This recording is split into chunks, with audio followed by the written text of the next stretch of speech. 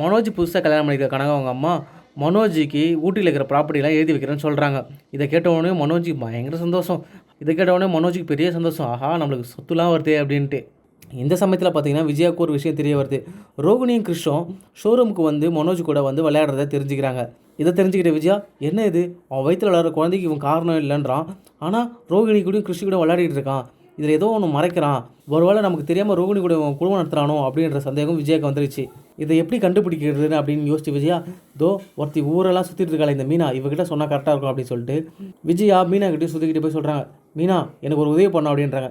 என்ன உதவி அப்படின்னு கேட்குறாங்க சுதி. உடனே விஜயா சொல்கிறாங்க, எனக்கு இந்த மனோஜ் மேலே ஒரு டவுட்டாக இருக்குது, கொஞ்ச நாளாக அவன் ரோகிணி கூட சேர்ந்து குடும்பம் நடத்துறான்னு எனக்கு தோணுது அப்படின்றாங்க. உன்னை சுதி கேட்குறேன், என்ன ஆண்டி சொல்கிறீங்க, ரோகிணி கூட சேர்ந்து மனோஜ் குடும்பம் நடத்துறாரா, அவர் தான் அந்த குழந்தைக்கு அதுக்கு சம்மந்தம் இல்லைன்னு சொல்லிட்டு இருக்காரு, அப்புறம் எப்படி ஆண்டி இதெல்லாம் நடக்கும் அப்படின்றாரு. உடனே விஜயா சொல்கிறாங்க, நானும் அப்படி தான் நினச்சேன் ஸ்ருதி, ஆனால் இப்போ அவன் நடந்ததுலாம் பார்த்தா எனக்கு ரொம்ப சந்தேகமாகுது. ஷோரூம்லேருந்து தினமும் லேட்டாக வரான், எப்போ போகிறானே தெரில, எது கேட்டாலும் பதில் ஒழுங்காக சொல்ல மாட்டான், என்னன்னே புரியல, அவன் நடவடிக்கையில் ஏதோ ஒரு மாற்றம் இருந்துக்கிட்டே இருக்குது அப்படின்றாங்க. உடனே ஸ்ருதி கேட்குறேன், நாங்கள் என்ன ஆண்டி அதுக்கு ஹெல்ப் பண்ணணும் அப்படின்ற மாதிரி கேட்குறாங்க.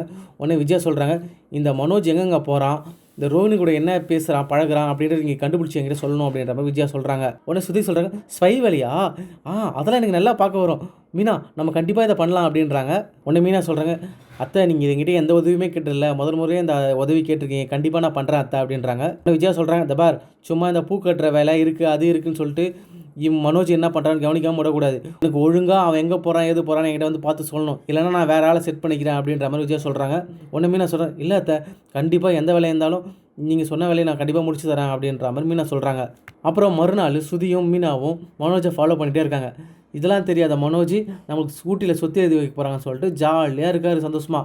தேவிகா ஆண்டியை ஒரு இடத்துல பிக்கப் பண்ணுறாரு. இதை பார்த்தோன்னே சுதி சொல்கிறாங்க, இங்கே பாரு மீனா, அந்த தேவிகா ஆண்டி அன்றைக்கி நம்ம பூ டெக்கரேஷன்லாம் பண்ணோமே அவங்க தானே இவங்க அப்படின்றாங்க. உடனே மீனா சொல்கிறாங்க, ஆமாம்மா, மனோஜோட ஃப்ரெண்டு தான் கனகாவை கல்யாணம் பண்ணியிருக்காங்க, அடிக்கடி அவங்க கூட தான் இருக்கார், அன்றைக்கி நானும் எங்கள் வீட்டுக்காரங்க கூட ரிஜிஸ்டர் ஆஃபீஸ் போகும்போது அங்கே ரிஜிஸ்டர் ஆஃபீஸில் கல்யாணம் கூட பண்ணியிருந்தாங்க, நான் பார்த்தோம் அப்படின்றாங்க. உடனே சுற்றி சொல்கிறாங்க, ஆண்டி என்ன சொன்னாங்க, ரோனி கூட மனோஜ் சேரானா இல்லையா தானே பார்க்க சொன்னாங்க, நமக்கு எதுக்கு இந்த கதை, வா நம்ம போயிடலாம் அப்படின்றாங்க. உடனே மீனா சொல்கிறாங்க, இல்லை தேவிகா ஆண்டி கூடயும் அந்த கனகா பொண்ணு கூடயும் அதிக நேரம் மனோஜ் இருக்கார், இதில் ஏதோ ஒரு காரணம் இருக்குது அப்படின்ற மாதிரி மீனா சொல்கிறாங்க. உடனே தேவிகா மனோஜை மாப்பிள்ளை சொல்கிறத மீனாவும் சுதியும் நோட் பண்ணிடுறாங்க. என்னது மாப்பிள்ளைன்னு கூப்பிட்றாங்க, அவங்க ஃப்ரெண்டு தானே அவங்க பொண்ணை கல்யாணம் பண்ணியிருக்காங்க, இவங்க எதுக்கும் அடிக்கடி மாப்பிள்ளைன்னு கூப்பிட்றாங்க அப்படின்ற மாதிரி யோசிக்கிறாங்க மீனாவும் சுதியும். கனகா வீட்டுக்குள்ளே போனால் கனகாவும் ஹஸ்பண்ட் அப்படின்னு சொல்லிட்டு கொஞ்சுறாங்க. என்ன இது ஒன்றுமே புரியலையே, இதில் ஏதோ உண்மை மறைஞ்சிருக்கே அப்படின்னு சொல்லிட்டு யோசிக்கிறாங்க.